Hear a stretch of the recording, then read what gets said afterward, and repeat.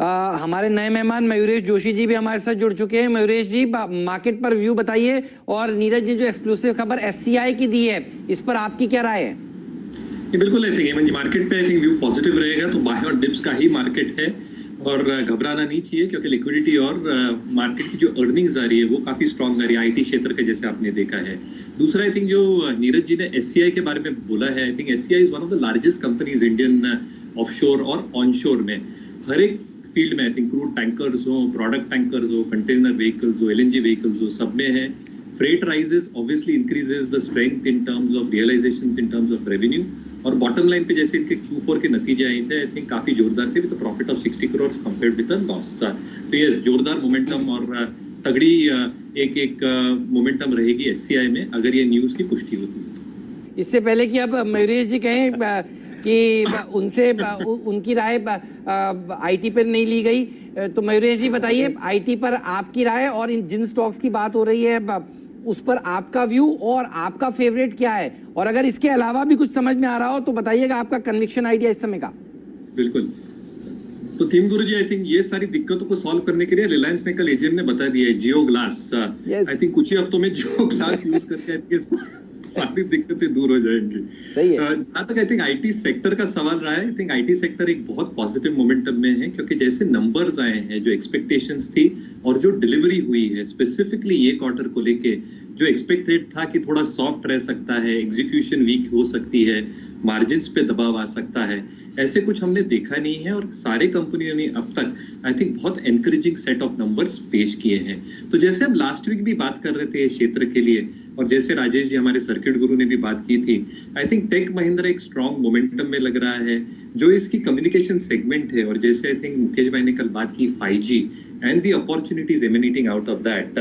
5G की current market size जो मैं रिपोर्ट्स पढ़ रहा था $40 बिलियन की है, और एक्सपेक्टेशन है कि ये 10 गुना बढ़ेंगी in the next 7 to 8 years।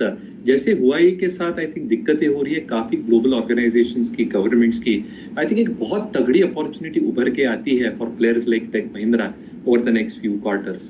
HCL tech की थीम गुरुजी जो आप बात कर रहे थे, एक बहुत इंटरेस्टिंग कॉन्सेप्ट है मोड 2 मोड 3, जो इनके डिजिटल बिजनेसेस हैं, IBM प्रोडक्ट्स रिलेटेड बिजनेसेस हैं, यहाँ पे रैंप अप Q2 के बाद देखा जाएगा। तो शायद Q1 एक ट्रांजिशन फेज होगा, बट जो डिस्काउंट इन्फोसिस TCS के साथ करती थी एट अराउंड 10-12%, HCL टेक और इन्फोसिस का जो डिस्काउंट था that has almost widen to almost 20 और 22%, जो average historically has been 12 to 13%। तो कहीं ना कहीं आई थिंक गैप फिलिंग होना बहुत लाजमी है, और वैल्यूएशन के हिसाब से आई थिंक बहुत अट्रैक्टिवली प्लेस्ड है HCL टेक, तो इस पे मैं पॉजिटिव रहूंगा। मिड कैप आईटी से LTI, Larsen and Toubro infotech, इसकी लास्ट वीक हमने चर्चा की थी। स्टॉक ने नंबर भी अच्छे दिए हैं और जबरदस्त तरीके से प्राइस परफॉर्मेंस है, जो जिसके पास हो बिल्कुल होल्ड करके रखना चाहिए। But one IT stock Oracle financial, मुझे लगता है ये एक मोमेंटम ट्रेड हो सकता है। दो कारण, एक आई थिंक इनकी जो लाइसेंसिंग बिजनेस है MNG, I think is extremely strong. इन्होंने पिछले तिमाही में ऑस्ट्रेलियन कंपनी OBP करके कंपनी, वहां पे एक डील की थी, and numbers in terms of constant currency have been very very stable. तो मुझे लगता है I think license revenue $100 million के आसपास FY20 और FY22 में कंटिन्यू होने चाहिए। एंड द बेस्ट पार्ट, 7% की डिविडेंड यील्ड देती है, जो प्रदीप पंड्या जी के हिसाब से आई थिंक कोई बैंक की FD भी आपको देती नहीं। इन्फोसिस विप्रो जैसा कर रहा है, देख लीजिए 10% वाला अपर सर्किट खुलने के बाद 12% ऊपर, और ये वो स्टॉक है जो अब इतनी स्पीड से जा रहा है। ये 1 साल के टारगेट दिए थे, राजेश अग्रवाल साहब से भी हम सुबह सुबह चर्चा कर रहे थे, मयूरेश जी 1 साल के टारगेट दिए थे ब्रोकरेज हाउसेस ने 4 डिजिट में, 955 रुपए, तो अभी अभी ये होके आ गया। अब ये बताइए इन्फोसिस, मेरा फिर से वही सवाल, क्या ये विप्रो की तरह बिहेव और करेगा दिन में भी? क्योंकि विप्रो ने कल 10% के बाद 15% भी इंट्राडे में दिखाया था। डॉक्टर साहब, कैश मार्केट में भी दिखाइए, इन्फोसिस का स्टॉक इस समय 12.5% ऊपर है।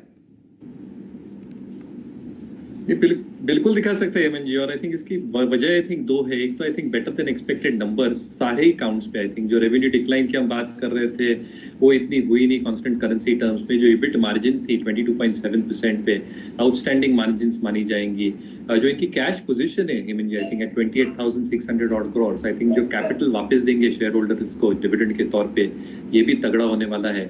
और जो गैप है टीसीएस के साथ, डिस्काउंटिंग गैप, आई थिंक ये बिल्कुल भरेगा। आई थिंक 2 बजे जो टीसीएस की आई थिंक डीग्रोथ आई थी एट 6.9% और जो 2% की इन्फोसिस की आई है, दैट इज वे बेटर।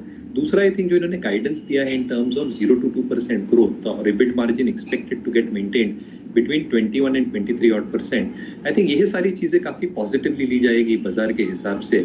और जो ऑर्डर बुक पे ये बैठे हैं $1.74 बिलियन, पिछले तिमाही में $1.6 बिलियन, तो एग्जीक्यूशन जैसे Q2 के बाद स्टार्ट होगा, मुझे लगता है निफ्टी का नवाब बनाइए इसको डॉलर टर्म्स में बहुत बढ़िया हो सकता है। तो आई थिंक जो डिस्काउंट चल रहा था कल की 6% की मूव थी, आज की एक बहुत तगड़ी मूव है। डिस्काउंट नैरो हुआ है, पर कहीं ना कहीं आई थिंक ये एक्सपेक्टेशन जो है, I think that stock can deliver better, will continue. तो आई थिंक जो प्राइस परफॉर्मेंस है कल विप्रो के जैसे आई थिंक बिल्कुल बरकरार हो सकती है इन्फोसिस जैसे स्टॉक में, क्योंकि आई थिंक एक लॉस्ट आउट फीलिंग भी है और कहीं ना कहीं I think share holding pattern के हिसाब से I think institutions might also be piling up this.